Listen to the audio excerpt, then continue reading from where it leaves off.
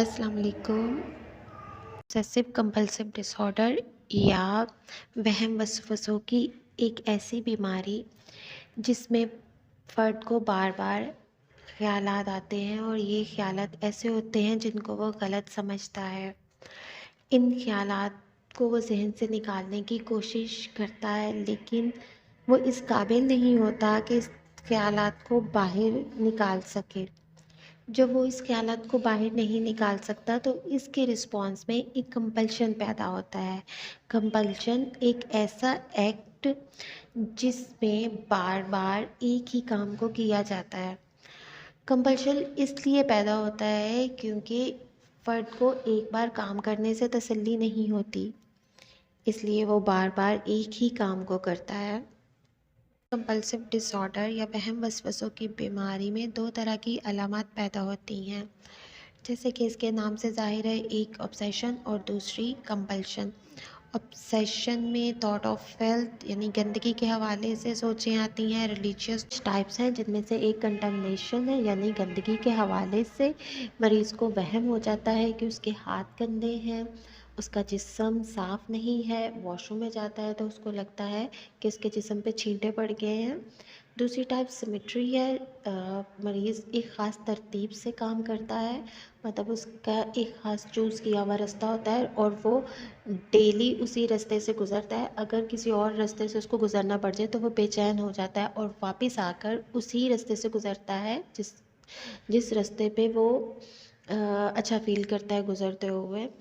इसके अलावा अगर टाइल्स पे जिसको चलना पड़े तो वो एक ख़ास खानों में पाँव रख रख के चलता है। अगर लाइन पे पाँव आ जाता है तो वो दोबारा वापस जाता है और फिर से दोबारा जो है वो टाइल्स के अंदर पाँव रख रख कर आता है।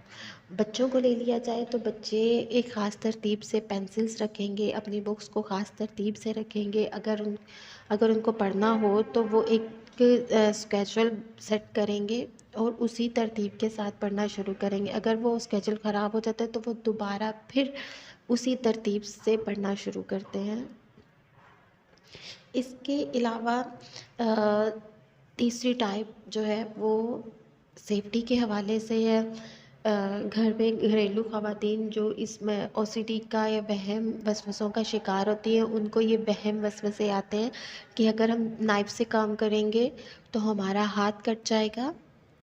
मेल हैं तो उनको ये ख़्याल आएगा कि अगर मैं बाहर जाता हूँ बाइक पे तो मेरा एक्सीडेंट ना हो जाए।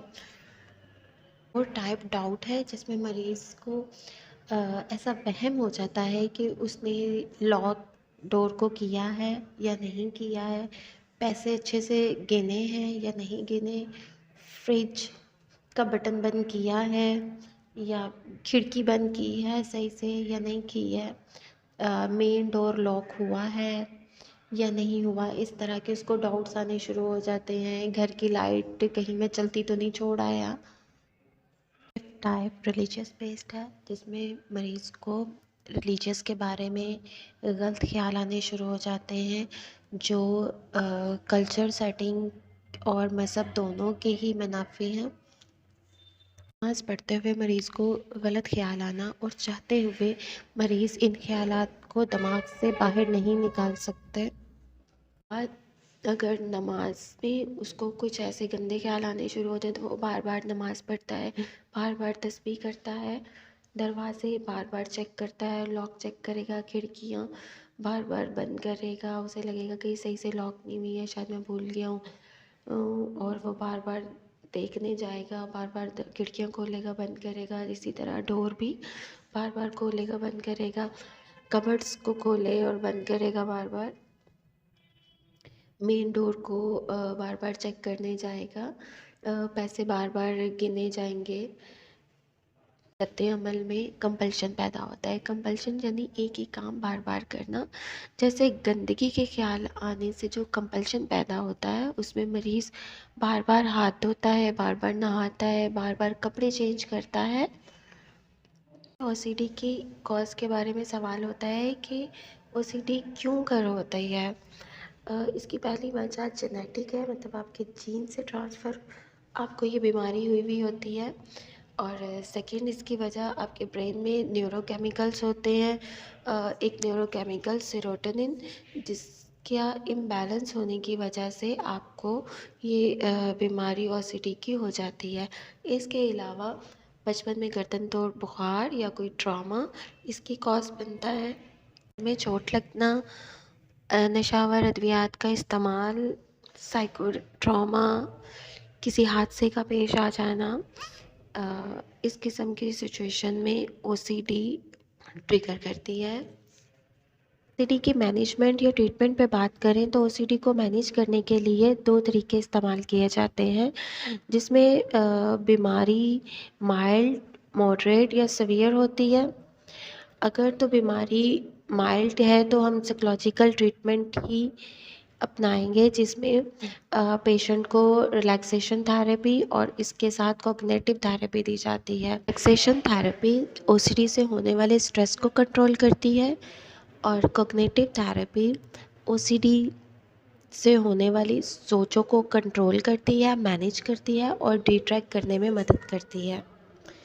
अगर बीमारी मॉडरेट या सीवियर किस्म की है तो साइकोलॉजिकल थेरेपी के साथ साथ पेशेंट को मेडिसिन भी दी जाती हैं। अपनी ज़बान में साइकोट्रोपिक या सिलेक्टिव सेरोटोनिन रीअपटेक इनहिबिटर भी बोलते हैं। बीमारी की प्रोग्नोसिस पे बात करें तो रिसर्च गाइडलाइन ये कहती है कि जितनी जल्दी बीमारी का इलाज कराया जाता है, मरीज़ के बेहतर होने के या बीमारी के बिल्कुल ख़त्म होने के चांसेस बढ़ जाते हैं।